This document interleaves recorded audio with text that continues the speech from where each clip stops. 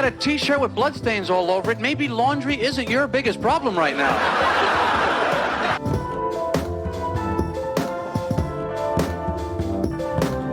I remember the day the candle shop burned down.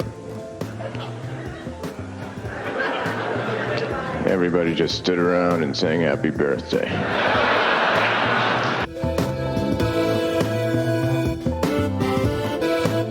And a security guard came over and said, "You're gonna have to move. You're blocking the fire exit." As though if there was a fire, I wasn't gonna run.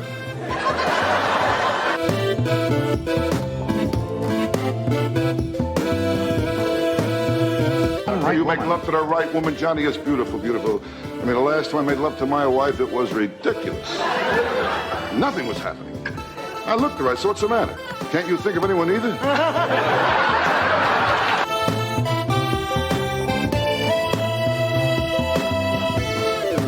I never learn, you know, like a waitress will bring my meal. "Hey, enjoy your meal, you too!" But you don't have one, do you? I'm a doofus. If you do eat, enjoy it when you eat it. If you have a break or something later, if you get an opportunity, that's all I'm trying to say. That's all that I'm driving at, really.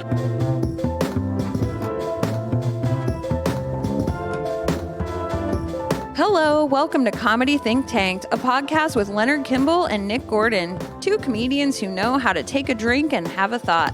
Sit back, get comfortable, and enjoy. Now, whether they're ready or not, here's your hosts, Leonard and Nick.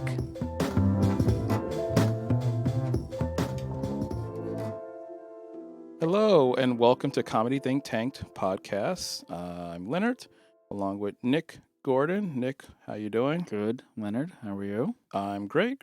Excellent. I think we open the show the same way every time.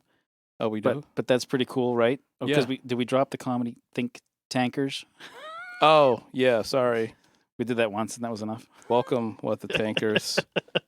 No, we can't do that. We determined that it was copyright infringement, right? No. Okay, welcome, Comedy Think Tankers. Think Tankers? Think Tankas. Yeah, so we're in Maine, so we gotta say Tankas. Is that how you say Tankas in Maine? Is that a Maine accent? That would be a Maine accent to some degree, depending on how bad you want to make it. Oh, okay. I don't know. I've got like a Chicago accent, I guess. Yeah. You drop that R, and it becomes I guess we should say a New England accent, like a Northeast Okay. accent and whatnot. But, that's irrelevant. That's irrelevant. Let's stop talking about that. We want a more global viewership audience, listener. Yes, base. don't even listen to us talking about accents. Just exactly. Just assume we're from any place you want us to be from. Right, from hometown USA. Yeah, exactly. Whatever that might be. Yes. So. But today on the podcast we had a really good guest.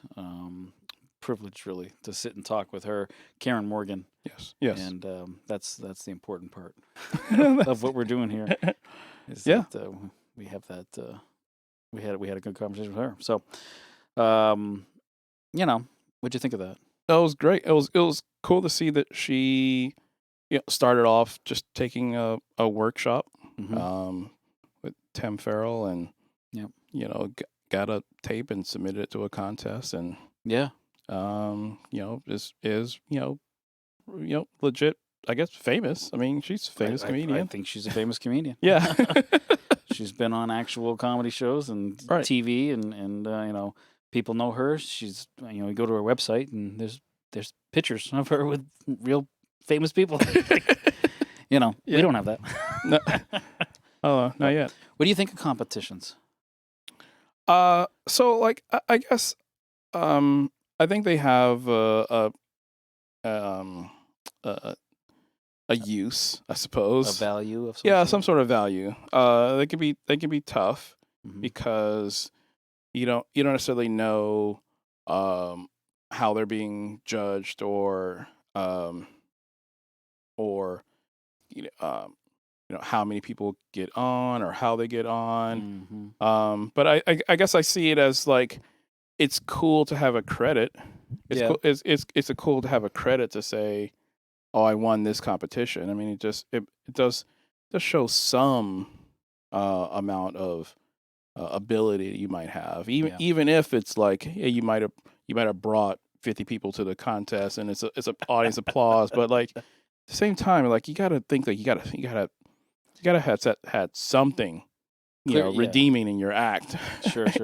Even if you got 50 people to show up to the contest and laugh, it's not like you handing out dollar bills to them. Well, maybe some people do. But, it is interesting when people do have, I don't want to call them a planted audience, but they have people obviously that are there to see them and they know them and that laugh at them. Yeah. And sometimes I know the competitions that I've done, I maybe have had a couple friends show up. I don't really know, to be honest with you, but I never explicitly asked anyone to come and vote for me or come and laugh for me and make it look good for me. I was always hopeful, but by that same token, I've never won a competition. Yeah. So maybe I am doing it wrong. I've gotten to the semifinals a couple. Oh wait, I know I won. Mark Turca had a competition at Four River Brewing. I think it was called Funniest Four. Oh, that's So it was like 4 minutes, a 4-minute set. Yeah. Yeah, and I was like legit shocked that I won because Chris Kimbeck was there, and he does a ton of one-liners, and I'm just like, oh, he's got this. This is Chris's. Like I was like, oh man, Chris, that was awesome, so funny, and then like he was getting off stage, and I was like bowing, we're not worthy, we're not. Oh, this is awesome, and then when like Mark announced my name, I was like, what? Like okay, the fix is in. Yeah, the fix is in. But I think so. One of the things that Mark has said he's not part of any judging of any of his contests. Right.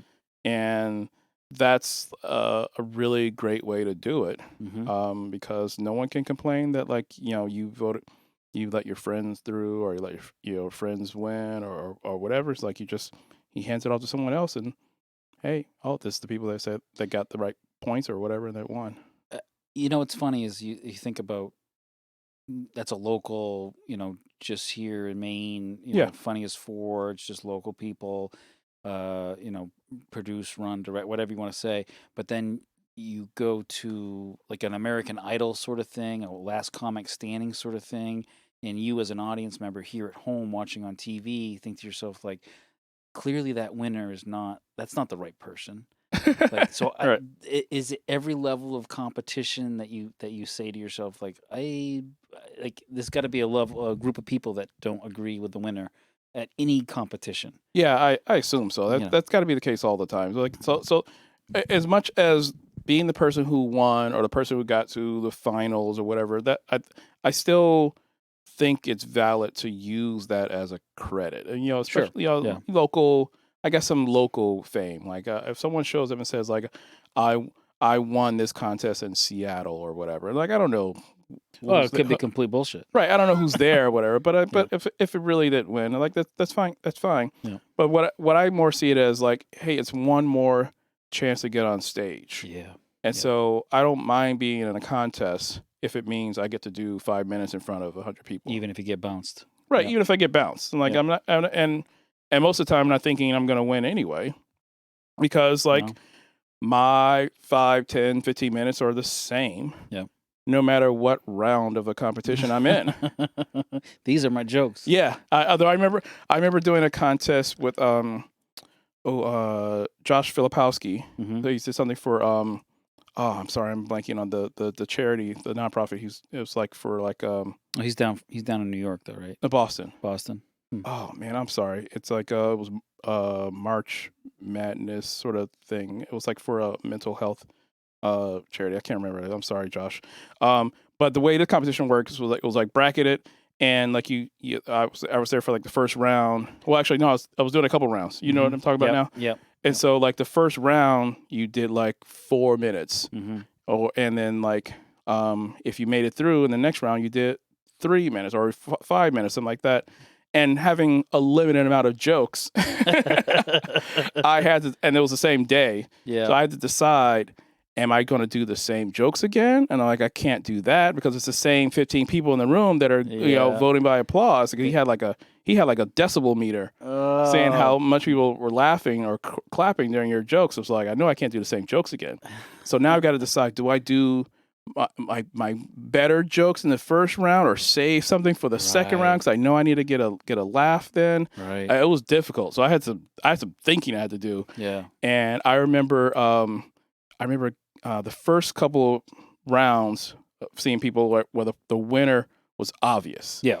And then I went up against somebody. I got last, and the other person got last too. And I was like, "Damn it! Not obvious. Not obvious." Yeah. And then, so he had us do a joke off. Oh Jesus! And I was like, "I only got 4 minutes, and I've done everything. I've done my best jokes." And then I'm thinking like, okay, if I make it through this joke off, I'm not going to have this joke to use in the second round, so like I can't use that. So I tried to use some other joke, and then I didn't make it through in the joke off. Yeah. And now I'm thinking I can't remember that guy's name, but he was I think his name was Richard.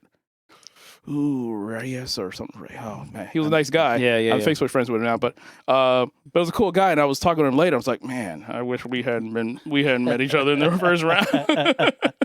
But that sort of thing is like makes it fair in a competition. Sure, absolutely, yeah. But again, I still just went down there for stage time. Yep, and you got 2 sets in essentially. Yeah, I got 2 sets in. I made some friends. Yep. Got a little bit of exposure. Like I was just like, oh yeah, hey, and let me know when I can do more shows. Or now that guy knows my face. And Josh ended up being on one of our Zoom shows, and so I know like it's just making connections with people as 100%, well. Yeah.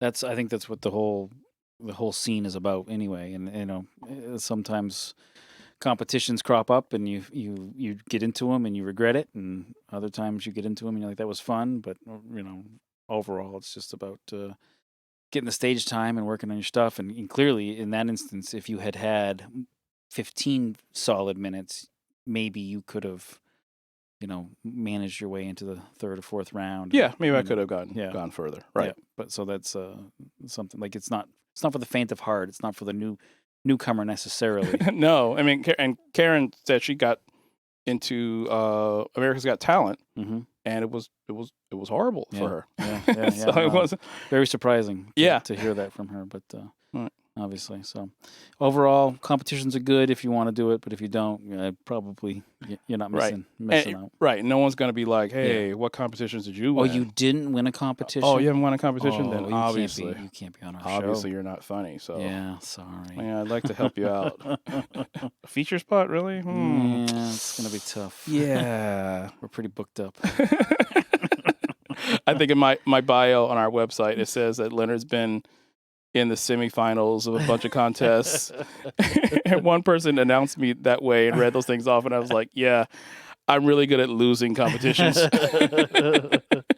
I've made it to a semifinal, but otherwise it feels like 1st or 2nd round, but there's so much pressure you put on yourself, and again, it's stage time. So it's all stage time, and stage time is good times for us. That's money for us. So right.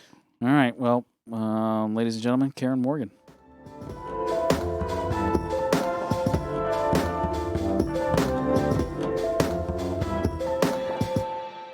Hello and welcome to the Comedy Think Tank podcast with us, me, Nick Gordon, and Leonard Kimball. Today we have a comedian who has performed all over the country with names big and small, a comedian who has actually passed the bar in at least 2 states that I know of, a comedian who everyone loves. She's been called Maine's funniest mom, but originally from Georgia. Welcome, Karen Morgan.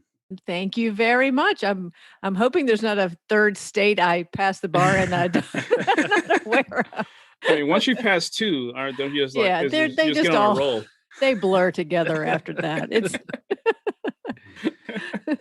once you've seen one courthouse, you've seen them all, right? Exactly. How many more multi-state exams can you take? It's not a big deal. I don't know. Is it hard to pass the bar? Which one? Well, any of them. I mean, I've never tried. I know Maine lawyer. So let's start with the Maine bars. The Maine bar hard to pass. I think they were probably equal. I took the Georgia bar first. And then I moved to Maine and had to take the Maine bar. And that's what I told my husband. That is when I knew it was true love, because I was taking a second bar exam to live with him. So I think they were probably equal in terms of how hard they were. I don't know. I flushed it all out of my brain after I passed, so it doesn't really matter. were there like different words used for the same thing? Like different, pothole, roof rake. The words roof rake and the words, what frost heave, those were not on the Georgia bar exam. That's pretty funny. So originally from Georgia, I guess all of our listeners really do want to know why is the Waffle House so good? It's the best. Well, I'll start with the fact that you don't have to read to go eat there. You just point. You point in an intoxicated manner at the picture of the food you would like them to bring to your table.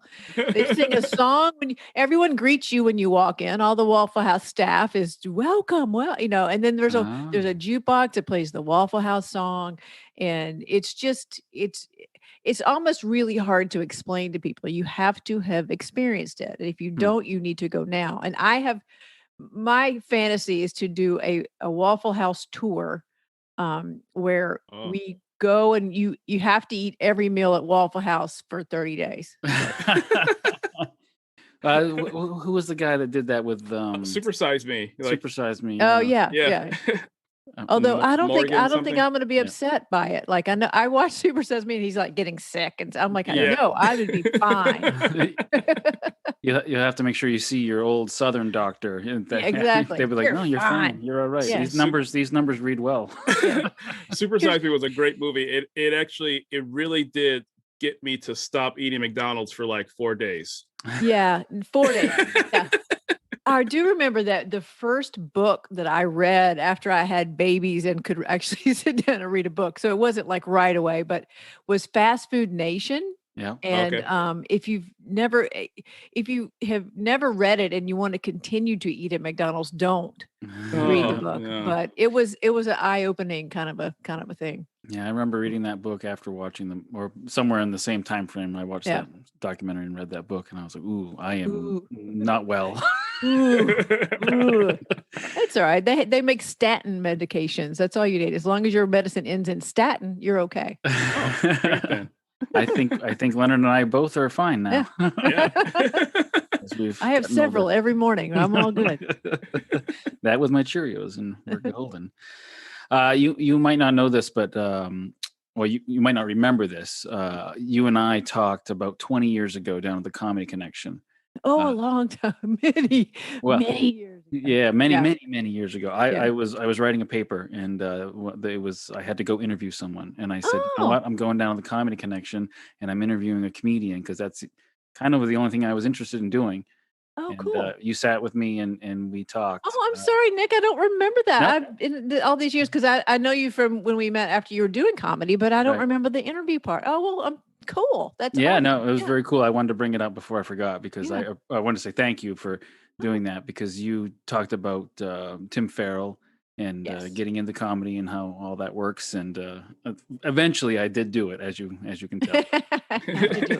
Eventually I did. I jumped in. So, yeah. So it's an interesting process to getting into this business, and it's continues to be interesting. Yeah, I've tried to remember. I would try to find that paper that I wrote, but I can't. I think I got a really good grade on it too. Of course you did. Of course. But I mean, that was then. I'm not sure, how long you'd been into it then. But tell us about your process of getting into comedy. And it's interesting. I got into it, I have to say, accidentally. I was home with my 3 kids under the age of 3. And needed to get out of my house, literally needed a break to get out of my house. And so Tim was having his class, and I was just looking for something to go do. And I can't remember, one of my friends suggested it. And I've always been a fan of comedy. I watched the first seasons of Saturday Night Live, and my dad took me to see Steve Martin, Let's Get Small. So I've always been a big fan, never really had an inclination to do it myself, just was a fan. And so truly the going to take Tim's class was getting out of my house. So, and the joke is that I'm sure my husband would have preferred if I'd have gotten a cooking class instead of a comedy class. But I took Tim's class, and, we had a great group. John Ader was in my class, and Tuck, I think that was Tuck's second class. So there was a lot of us that were in there that are still really good friends that are still around Maine, doing it. And then my jump to doing it full time came right after that. Tim said, "Hey, Nick at Night is having this search for the funniest mom in America.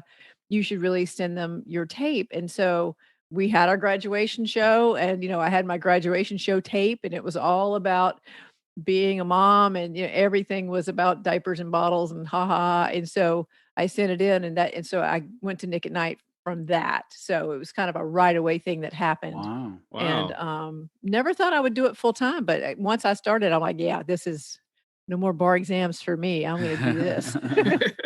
Yeah, that's a pretty quick jump from I think after my graduation class from Tim's workshop, it was I think I waited a full year before I hit another open mic.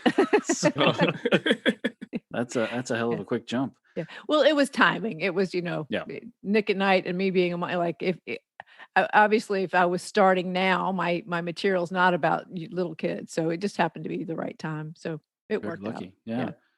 What was that like? What was that feeling when you sent that tape in? Did you ever feel more vulnerable in your life? No, it's because if you have 3 babies and everybody it's at that point, there's something about being a parent, and probably maybe more so about being a mother, that there's nothing that can embarrass you ever again. That's true. A room full of Okay. people I don't know has seen my bottom, and I don't, so how bad is comedy after that? It's just not. That's a very good Yeah, point. yeah. I didn't- Yeah, I that's didn't- good. That's good. I get it. As far as performing in that competition, how did it work? Obviously, you weren't on Zoom at that point, so you had to travel. I flew to New York 3 different times before the finals. So they started out, you sent a videotape in, and I think we were told later that they had over 1,000 submissions of videotapes. Wow. And so they narrowed it to 21 people, and we were all called. We went to New York and we had to audition. I think we were at the Laugh Factory when there was still a Laugh Factory in New York. That's where those tapings were. And then they went from 21 people to back down to 14 people. That was a separate trip. And then the final trip, there was 7 of us, 7 finalists. So, Oh, and on that trip was when we went I think we were there for like 10 days, and this was the first season. So it was before it became this weird reality show. Like they later seasons were like, they wanted the moms to hate each other and get in fights and geez. stuff. This was the first year when it was really fun. And we went around to different comedy clubs in New York. So we had a different comedy club every night that we would perform in. It wasn't, and those shows weren't videotaped. It was a little bit right before reality TV where a camera crew would follow you all the time. Yeah. So we went down, and then the finals were taped. We went to the Friars Club one day. It was really interesting. So we got to know each other. Nice. And that's when I got to know Nancy Witter and Sherry Davy, who I toured with for 5 years after that. So, but the final thing for Nick at Night was actually taped at a theater in New York. So, and there were 7 of us that taped that night. So it was a longer process than would happen probably now. It would I'm sure all be a Zoom audition, and a different sort of way to go. and were you sending in literal video tapes, like VHS tapes? VHS tapes. Wow. Okay. For our younger listeners. Some poor soul had to watch all the VHS tapes. Yeah. Yeah, that's funny. Yeah. Be kind. Rewind. Yeah. So this was 2004 was when this was. Okay. Yeah. Wow. Yeah. I'm trying to think now what year. Maybe it wasn't 20 years ago that I talked to you. And it doesn't matter. It was a long time ago. It seems, but from the time you jumped into Tim's workshop to the time you were a finalist in New York City, for 10 days, what was that, like a year, 2 years, or? Oh, less than that. It was, Wow. yeah, it was much less than that. It was, I was super new to the whole comedy world, literally super new to it. I think the only person that was newer than me, and she probably wasn't much newer than me, was Christine Hurley. She was there, Mhm. and I'm still buddies with her. It's this 7 group of people, we bonded because we were kind of stuck together, Yeah. going around New York and stuff. But no, it was a very quick education into the business and how things worked. And then my theater tour came about after I got back. I think for some reason I want to say that the thing aired like in February of 2005, and at the time Blue Collar Comedy Tour was really big, and so when we came home from that, my original idea was I want to make a DVD like the Blue Collar Comedy Tour, Yeah. but it's for moms. So that was my original idea, was to create a show that we could tape and sell a DVD. This was back when you would sell a physical DVD to people. Right. You could get it on VHS or DVD. It's new. And so I met Sherry and Nancy at the thing, and I thought, well, how about? So I asked them if they would join. Christine Hurley not want to join. She felt like she was too new. So so Nancy and Sherry joined, and we created Mama's Night Out, and we toured the country for 5 years with that show. Nice. Wow. To sell out stadiums, or was it just No, comedy it was clubs? Or? theaters, not Okay. comedy clubs, theaters, performing arts centers, which is sort of the market that I have stayed in, that I Yep. kind of prefer. And we went all around. We went to Canada, we went to California, we were all over the place, and it was a very good experience in terms of, okay, this is what life is like on the road. Yep. Less of a road comic existence. You've got three women in their 40s who are mothers are not going to be staying at a comedy condo. That's not. We ended up sort of accident, because my original idea was just to make the DVD and sell it and be done.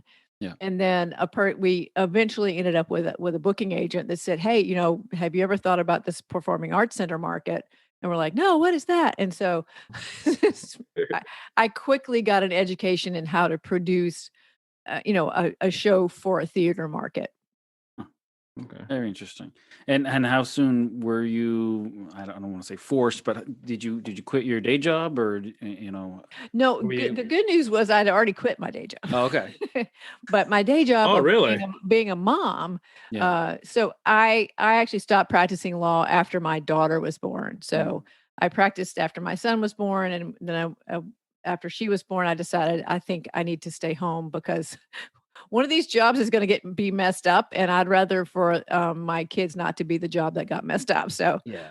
I was already a full-time mom. Now it was hard though, because traveling, and my husband also works. So, 3 little kids, and I'm like, "Bye, I'm going on a comedy tour." And We have groupies. see ya. And so we went a long time, and there was one particular trip, and I think I was gone for a week, which when you have little kids, it's A long hard. time. Right. It's hard for a single parent to have so I walked in, and my husband was holding up his hand. I'm like, "What is that?" He goes, "This is now the number of days you can be gone without us hiring someone," because he was Oh. working full time, and it was hard. It was hard. So, but I did it for 5 years, and then after 5 years of that was over, my kids were older, and then they were in sort of like sports and afternoon stuff, and it became that show sort of organically ended. It was like, I think we've done this, and we were all kind of ready to do our own solo project. So Yeah. we ended that, and I stayed home, and that's when I started staying a little closer to home with the kids. But you got the DVD produced, right? Got the DVD produced. Excellent. Would you like a copy? I still have some in my attic. Boxes Can and we get it on Boxes of- VHS? Yeah, you can probably get it on that. No, we were so fancy. We had a DVD. We thought that was the coolest thing ever. It's not even on VHS. We went straight to Blu-ray. It's Whoa. Was there a point during the tour that people would ask for autographs and different Well, famous people, things like that? yeah, they did. That was the craziest. That was like I think the bigger education. But because all 3 of us had been finalists on Nick at Night, the show itself had some buzz. Now, no one knows my name or Sherry's or Nancy. No, we're not named people, but the show had buzz, and so we would sell DVDs in the lobby, and people wanted us to sign them, and we're like, "Really? Are you sure? Me? Really? What? Are you sure?" Okay, so. But yeah, it was interesting, but that's sort of part of that market, that's what you Yeah. do. If Yeah. if you buy a ticket to a theater show, the sort of meet and greets are part of it. And but we were all sort of like, "Really? They want us to really? Such a strange thing to have. We're gonna Now, feed us food?" Yeah. So- If you had started doing comedy when you were, a teenager and worked your way up and you were expecting to do that, then it probably would be old hat and it wouldn't. yeah, you'd it would be a want different but thing, but yeah. as an adult, you're like, oh, this is It'd be like if, one of us in our small group of Maine comedians all of a sudden hit it big. Like, that's not right. But the same thing is, it's like I find because I didn't start doing comedy until I was 40. That was when I started. Oh. And had I started, or I don't know, I'm so unimpressed.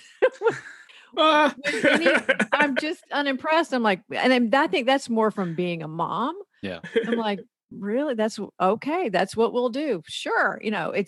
I don't know. I don't know why, if it's unimpressed because I'm a mom or unimpressed because I started older. Yeah. I'm very unimpressed with myself. You could probably even say that about most things in life, though. As you get older and once you have kids, you're like, you're not going to shock me.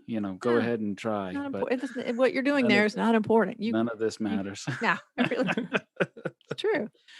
So that's a great story. Were you on TV otherwise? Was there other events, other shows, other things? I want to say America's Got Talent. Was there? That was a horrible show. I can tell you that. So I did Nick at Night. I did the first season, and I didn't win. So if you didn't win, you were invited to come back again if you wanted to. So I thought I wanted to, and then I got there, and then I realized that this is when they wanted people to have fights and stuff. And I ended up going home because I was like, you know what? And what they wanted me to do, the producers were trying to force people into conversations that were fights. And I was from the South, and there was an African American woman from wherever. And there was clearly they were trying to create some racial tension with this very nice lady. And I was like, what is it you want me to? They wanted me to say something to her. And I'm like, no, I'm not saying that.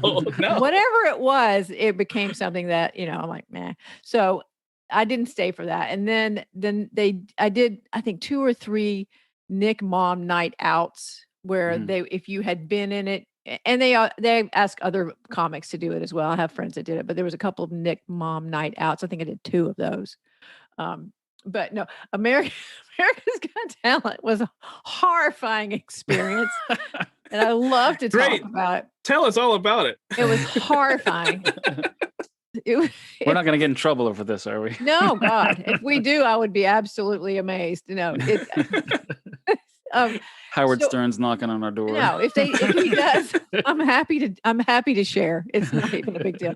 So I don't remember what season or round it was. I know my kids were still fairly young because they went to New York with me, and Nancy lives in New York. So Nancy said, "Oh, I'll go with you.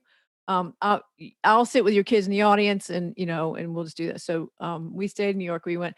By the way, I didn't do an audition round. Like I sent a tape in and went straight to the live recording thing. Oh, wow. And that probably was the bad idea because so anyway, so we're backstage. We were backstage for hours and hours and hours, and there's people that are circus acts, and there's a family of fiddler kids, and it's just and it's just and I'm just sitting there. The aristocrats. It was just nuts. And I'm watching the whole thing going, why I don't think I should have done this.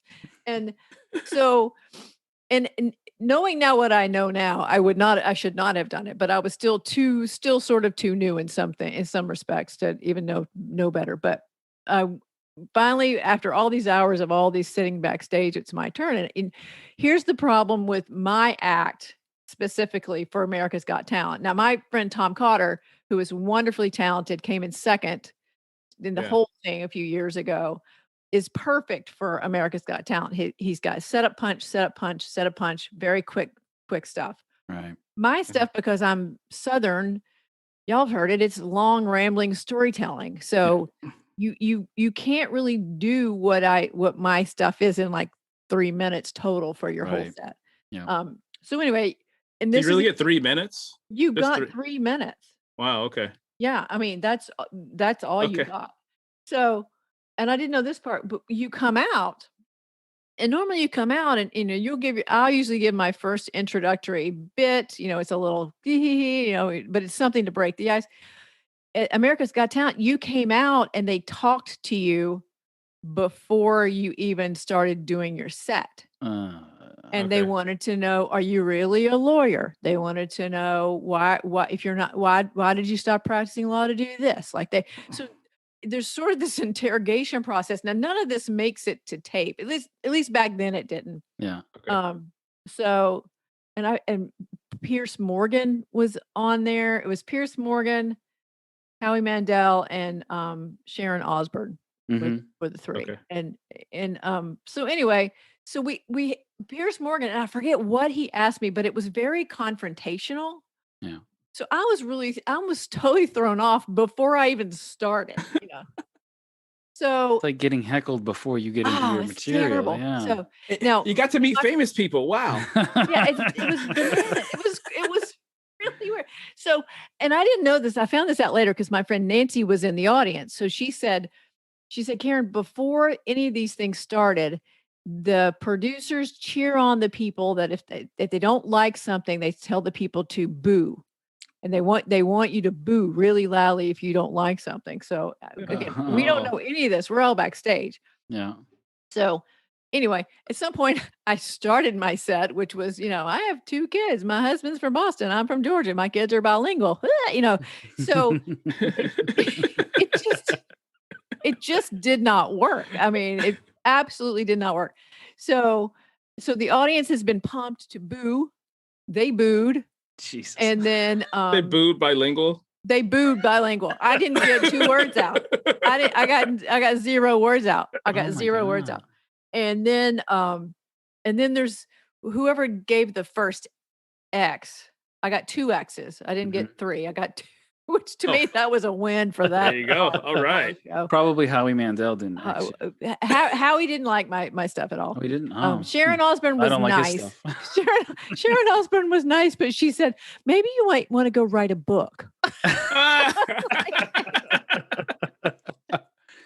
So anyway, it was the funniest thing. So when they edit it, and they put the show together, they show none of this pre-conversation thing. They show none of the stuff. And as a matter of fact, they edited the comments out of order. So it looked even worse than it actually was, quite honestly. But when the X's sound, it's so loud and it scared me. And I went like that. And so guess what? That. Guess what? The little tiny clip of me on America's Got Talent, I'm doing like that. You like freaking out. I was like, it's scary. Like the floor vibrated. It was horrifying. So anyway, terrible show. That was my. All right, so we got it. So Nick, if we're ever invited, let's just turn them down. Say no. Like, we're above this. We're above this. You hurt one of our friends. Well, those people aren't on there anymore. I guess Howie Mandel may be still there, but the other 2 are gone. So All right. Anyway, it was an experience. It was a growth. Yes. Something. It's all growth. It's all growth. Just like performing at House of Bacon in Auburn back in the day. It's all good. Hey, so what's louder? The X on America's Got Talent or Georgia Alabama football game? Oh, football game by far. Yeah.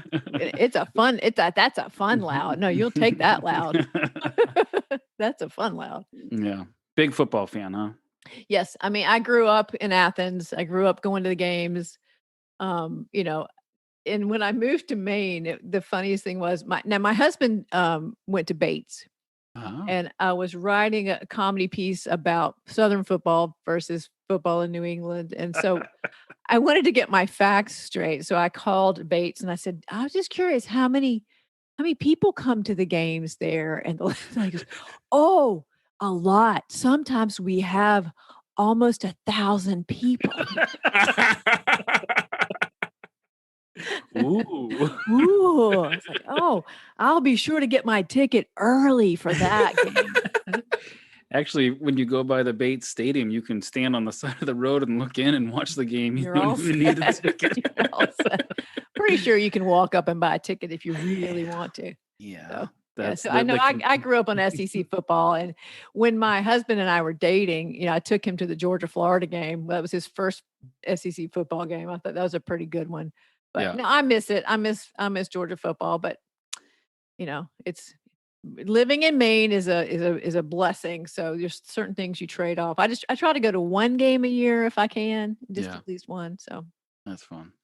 I have to admit, I've only ever been to one professional football game, and never a big college game, and yeah, that's one of the regrets of my life, is not being part of that atmosphere. never too late. It's Never too late, of course, but Yeah. it's, Never as too you late. get older, you just don't pick Alabama, because everybody picks Alabama, even if they didn't go to school. If you went to school in Alabama, that's fine. That can be your team. But everybody picking Alabama, like picking the Patriots, you didn't go to school there. That doesn't get to be your school. I have friends that they're Notre Dame fans. I'm like, did you go to school there? No. I'm like, then you don't get. That's not your team. Just I've always because wondered- you're yeah. I don't know. Why do people do that? I don't quite, because they're on the ones that's on TV or something. It's pretty I'm not sure. But Yeah. anyway, You got a cool logo, maybe. I don't know. Yeah. could be. Could That be. Yeah. could be it. You yourself are somewhat of an athlete. You've participated in some triathlons. My son asked me this morning, "Are you going to do any triathlons this summer?" And I was like, "I don't know. I haven't worn my watch in a year." And it's like, That's a completely different answer that what Nick and I would give our son if our son asked us, "Are you gonna do any triathlons this year?" Oh, no, son, we're oh, not. that'll be enough. That'll be enough. I'm pretty sure no. I don't even know how to spell it. Pretty sure no. Nah, it's good. No, I'm swimming and I'll bike. I haven't biked yet because it's not. I don't bike if I have to put on like long pants. Mhm. If when it's warm enough that I can bike in shorts, then I'll bike, but not Yeah. yet. It's coming. Okay. It'll be here soon. But Nice. I don't know if I'll do any tries this summer. I'm definitely going to do. I have 2 open water swims that I'm signed up for. And I've stuck with swimming and have thankfully been able to swim at the pool. I swim at the high school pool nearby here, so I do that with a master's group. And so I find that if I exercise it, and I don't want to call it exercise, I just got to do something. Gotta get your body moving. Yeah. Yeah, I just got to Right. do something. I'm not big on the workouts at the gym, but I'm happy to go for a bike ride with you. Yeah. Okay. Yeah. We should get a comedian triathlete team Ooh. going. Yeah. It's sometimes in the summer you see a bunch of people riding by on their bikes, like Yeah. around the boulevard and Portland, what have you. Like as a whole group, we should get a bunch of comedians just riding bikes around. Yeah, that's going to go well. That's Cause some complete havoc. We Yeah, can get the microphone out also- there. There's a reason I ride alone. Like I won't even ride with my husband. He rides every day. And I'm like, he's like, come go with me. I'm like, no, I want to be on the bike by myself. I don't want anybody to talk to me. This is why I like swimming. No one can talk to me. My head is Right. underwater. I cannot hear you. So Comedians it's a- like to talk. It would get annoying after a while. Oh, yeah, I'll no. admit it. That's Can everybody just stop talking? Can we Yeah. just stop talking for 5 minutes, guys? I'm not sure we could all fit in that skin tight outfit as well. a little- yeah, that's the first thing you got to figure out what kind of kit we're going to buy. What kind of outfits are we going to wear? We got to It's called a match. kit. It's called a called kit. kit. A Okay. kit. See, y'all are in the know now. It's called a Yeah, kit. this is very informative. Thank you. Okay. We got to lose another 100 pounds, and then we got to get ourselves a kit. Yep. We'll find a sponsor. Oh, Yeah. man. It's a lot Weight of work. Watchers. Well, the 3 of us could do a trial, like because I'll do the swimming, and then you Oh, guys can yeah. fight over who runs and who bikes. That's a good idea. Can you just do all 3 things and we just sort of hang out and be part of the team? Get a Let's shoot. t-shirt. We get a cool Well, t-shirt. We'll drive behind you. It's my team. We'll cheer you on. We have a team of 3, but I'm going to do all 3. It's all good. We'll have the windows up because we want to keep the AC on in the car. But Oh man, I think our summer is now planned. I love It's it. Oh, planned. yeah. Mm. So let's get back to comedy then. Who are and what are your comedy influences that you've come up with? It's always a good question because when I was younger, like I said, I started out as a comedy fan very early. Watching Johnny Carson with my dad, and Mhm. which was a cool experience when I got invited to the Great American Comedy Festival because we got to go to his Johnny Carson's birthplace and see where he grew up, and it was a really cool festival to work. And then later in life, people always say, well, "What female comics are your influence?" And mostly my female comic influence is probably Kathleen Madigan is one of the Mhm. top ones. She's very, very, very smart. I really enjoy her politics. I don't do political humor at all, but I think Kathleen is super smart and Yeah, has a she's really good. nice point of view about it. Right. I love clean comics who work smart. Brian Regan is brilliant. Also super, super nice human being in person when you hang out with him. So Yeah. it's when I meet people that are not nice in person that I'm like, oh, I don't like you anymore. But Not to name names, but are there a lot of people like that? That it's interesting. There are some that I could name, and I'm not going to name right? them. No. But for the most part, the comics that are at the top layer don't have anything to prove. They're not insecure around other comics. So when I was producing the Nantucket Comedy Festival and I was dealing with a sort of those guys, always nice, always endearing, always very gracious. It's when it's the people that were not quite, they were kind of in the middle on their way. Okay. They're either on their way up or more probably maybe on the way down, that were a little more demanding in terms of, you know, Mhm. insecurity and things like that. But Do you think it's from like the competitive nature they might yeah, feel it when they're on that level? They're trying to get up there or trying to stay up there. I think so. I Okay. think so. And I think it depends on the human being. I mean, as we all know, comedy is filled with a lot of nice people. It's also filled with a lot of broken people. Yeah. It's because there's a reason that we need to do what we do, and I call it a need, because if it's too hard to do comedy unless you need to do it, right? It's Oh not just yeah. you Yeah, know, that's true. it's got to be a calling. It's got to be something that comes from within. So there are people that are broken and nice to you, Uh-huh. and Yeah. then there are people that are broken and nasty to you. So for the most part, one of my heroes of all times is Steven Wright, and Yeah.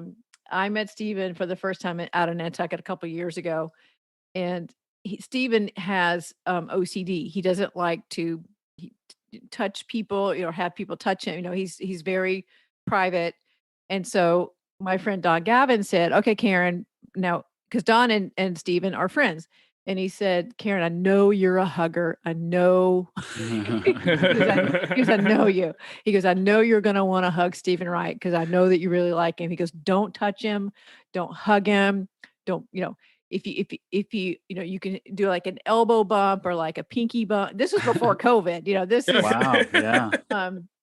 and so that was great. So I said, "Thank you," because I didn't want to make him uncomfortable. So he got there, and I think we did an elbow bump or whatever, and then I think that I did the first show, that Thursday night show. I did a set that night, and after it was over, we all went to dinner at these people's house. And I was tired. I had been working all day and producing, and my daughter was with me. And so there was a lot of people sitting at the table being comics and being loud and being Yeah. on, the whole thing. And when I'm done, I'm not on. So I told my daughter, I'm like, "Hey, let's go back here in the kitchen and I want to eat my dinner in peace. I don't want to talk to anybody." So I went and sat down in the kitchen, like with the people that were serving the food. And my daughter got a plate. So she and I are back there just quietly eating our dinner. And Stephen came in. Oh. And he came in and sat down with us, and he sat down and ate with us because he doesn't like all the The chaos. same. Yeah. Yeah. Oh, all right. And then he proceeded to repeat my set back to me, Wow. Whoa. like almost word for word, you guys. Like, it was the most amazing thing. Like, and I had two new bits that I had not done before, and he was like, "This part where you did, and you held your arm up," and like, he's a comic genius to begin with, but he Huh. also is clearly so brilliant that he repeated it back to me, and I was just like, "Okay, I'm done now. I can retire." It's all good. We're at my career has been set right now. And then he started talking to my daughter, who was still in high school at the time, about her plans and what she was going to do for school. Yeah. And then we had a couple more days of the festival. And I think he performed on Friday night. Yeah, he did Friday night with, I think Ron White and he are on the same show that night. And then Saturday night is the Boston versus New York guys. And then we were at the closing party Saturday night after that show, and he was leaving early the next day. And so we're standing in this little circle, and Steven Wright came over and gave me a giant hug. Oh. And I saw Don Gavin look at me like he's like, I've never seen anybody. Let him go. I've never seen him hug anyone. Like he was just like, and so now even more so, he was already a hero of mine before I met him, but now he's just elevated to God status at this point in my book. And so when you meet those people and then they exceed your expectations of what a great human being that they are. Yeah. I mean, just him talking to my daughter and really showing interest in what she was doing. It was just really, really great. So that's incredible. I choose to let those stories and memories outweigh the other ones. Absolutely. They just do. That's such a great story. And for him to repeat back your entire set, my God, I can barely remember my own. No, it was amazing. It was amazing. So anyway. That's so cool. Like I said, I can retire now. I'm good. I'm just going to stay right here in my office. Yeah, for sure. I think everyone wants to know what each comedian's writing processes are and what have you. What do you think, or how do you come up with your jokes? Clearly my stuff is observational in my house. Generally, it's whatever the kids are doing and my husband's doing and interactions with other people so it's observational. Mm-hmm. I wish that I was more, I don't know. I'm not one of these people. I get up and I write every morning from 9 to 10 a.m. And I'm in the process of writing a book right now, and and I'm supposed to be writing every day. This is not happening. I'm like, y'all might as well just put this out next year because this ain't happening. But so I do better when stuff happens. I'll make a note, but I think I'm still like in high school. I'd never studied until there was the night before the test. I had to have some sort of a little bit of pressure on me. So, but I try to with my brain stay open to things that are happening. Now, clearly, last year was an anomaly of life and observations, and so. And y'all saw my first set since COVID the other night. And, a lot of it was about what we've been doing from this very room. So if you hadn't have said that this is my first set in a year, I don't think I or any one of us or anyone at the at the bar brewery would have known any better. It was actually very good. And I thought the material about this past year was quite smart. Oh, well, thank you. So, I mean, and it was smart because that's all I got. Like, yeah, I should have so much more. But there was something about, I think any creator, any creative person, whether you're writing for comedy, whether you're writing seriously, whether you're doing artwork, whatever, your brain has to be in the right mindset to be open for the creative process to start. And last year was just so weird. Yeah. And I had 4 kids in my house all summer, and then some of them went away and some of them didn't. And, I don't, if kids are around, I generally, they end up being my priority. And yeah, well, they want to eat. So darn them. Stupid things. So unfortunate. Yeah. Did you start? So your podcast, the Purple Bike podcast. I got that right? Yes. You started that here during the pandemic. Yeah, that was a pure pandemic project. just out of boredom, or?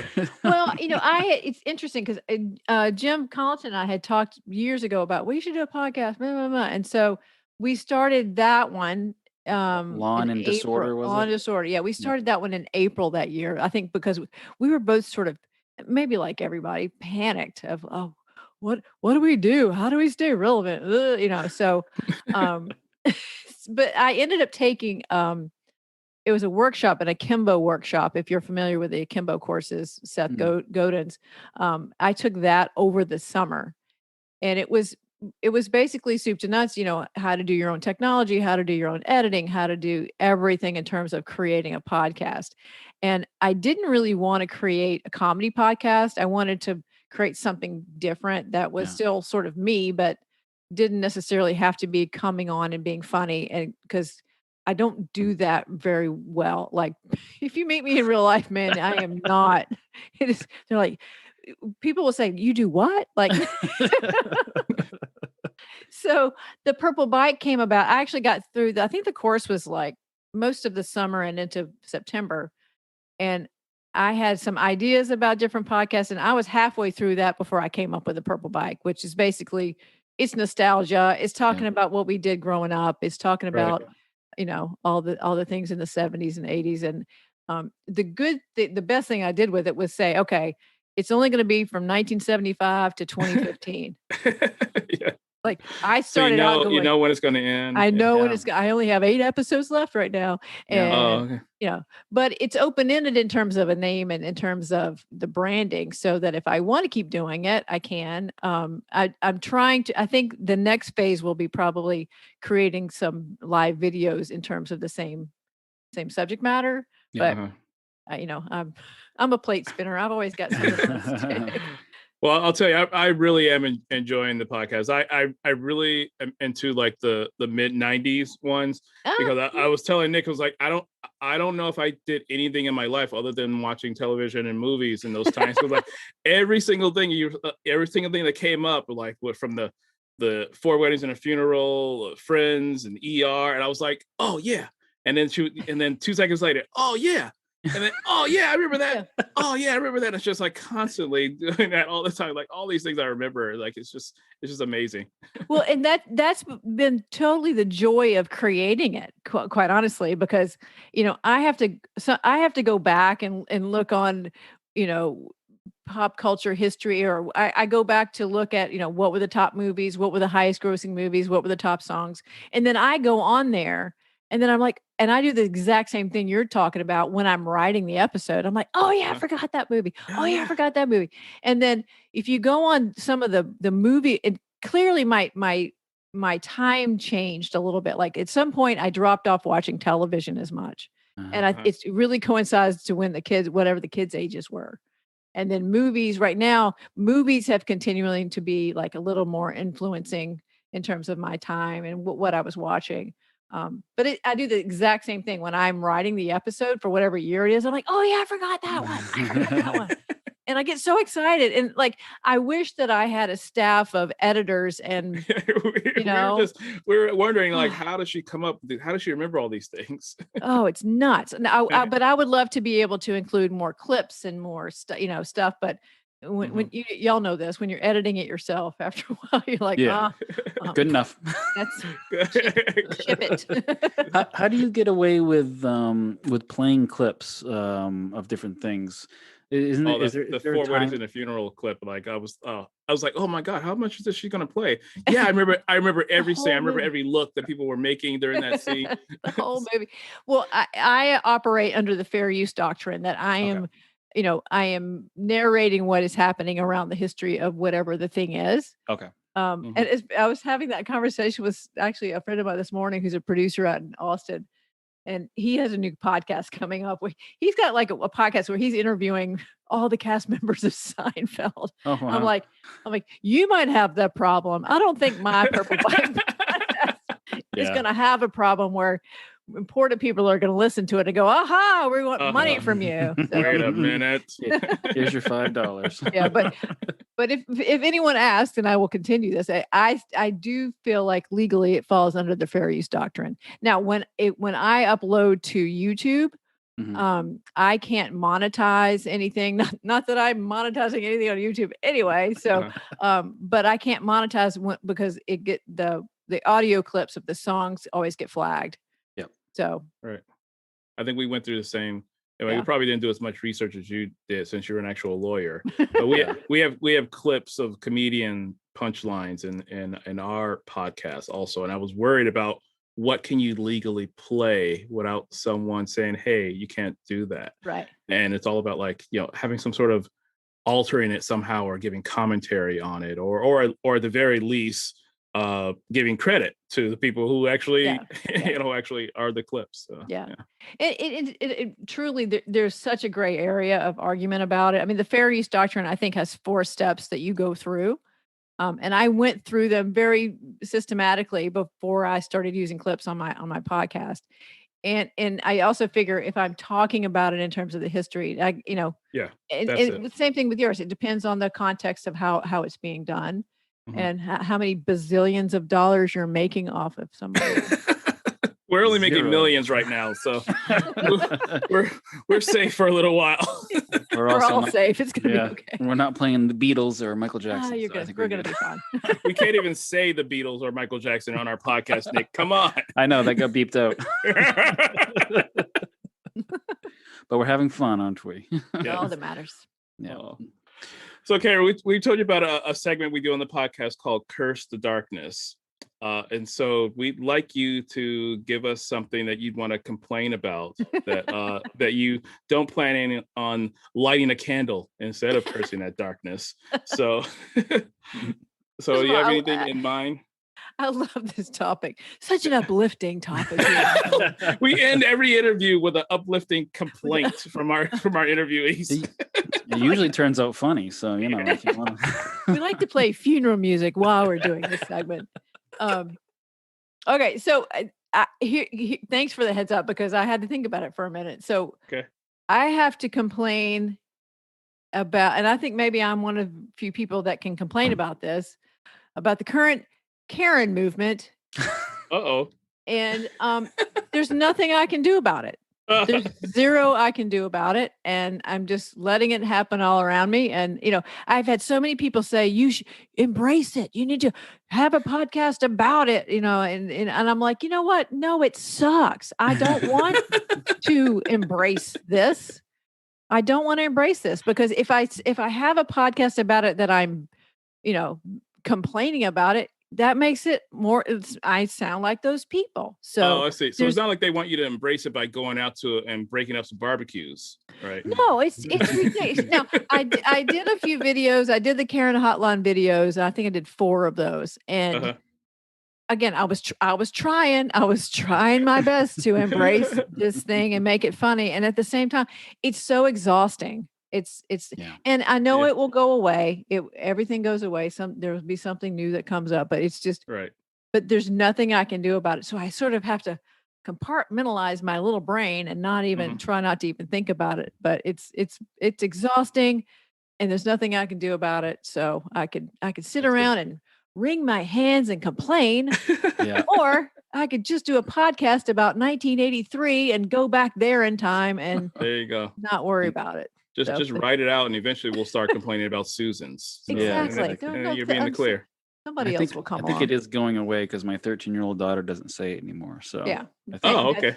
That's leading edge. That is cutting edge right there. 14 is the most cutting edge, but she's right there. She's getting close. Yeah. Well, Karen Morgan, thank you very much for joining us. This has been fantastic. Really appreciate you coming onto our little teeny tiny podcasts. We're all teeny tiny podcasters. Yeah, and helping us not get sued for copyright infringement. Just so you know, that no legal advice was given out on this podcast. Yes, yeah. Whatsoever. We are not clients of Karen Morgan and No, well, thank you guys for having me on, and thanks for all of that y'all do for Maine comedy. I mean, live Maine comedy is a special thing, and what y'all have created and what y'all continue to do with your shows is just an added bonus to what's happening in Maine comedy. So thank y'all, and thank you y'all for having me on. Absolutely. Very kind of you. Thank you. Thank you. Karen Morgan, everyone. Yay! Insert fanfare here. Outgoing music. Yay! Outgoing copyrighted music. Yay!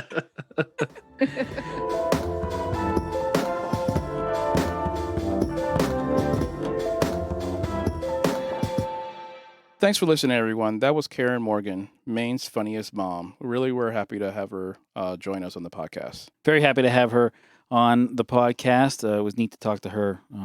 She's somebody that has been integral in the Maine comedy scene for the last several years. So, yep, happy to have her transplanted here from Georgia.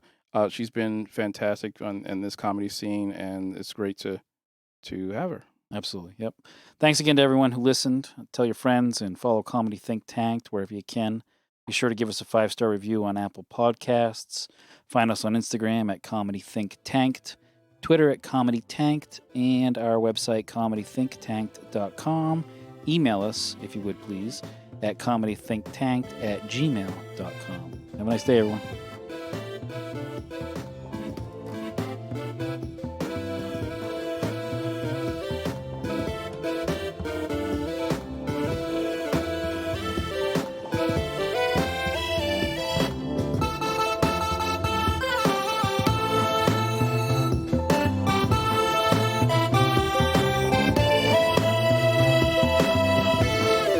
Theme music was written and produced by a minor, Ralph Bergfeld. No comedians were hurt in the production of this podcast. All audio snippets of actual funny punchlines were not written or performed by any of us or our subsidiaries. Rather, they are express written bits of professionals we admire. Let the civil actions be filed. Any opinion heard, actual or implied, is that of the Comedy Think Tank producers and their guests. Any slight, insult, affront, slur, disparaging remark, snub, rebuff, rejection, or spurning, no matter how derogatory, pejorative, or abusive you may feel it is, was not intended, but for comedic, entertaining purposes only. Thanks for listening.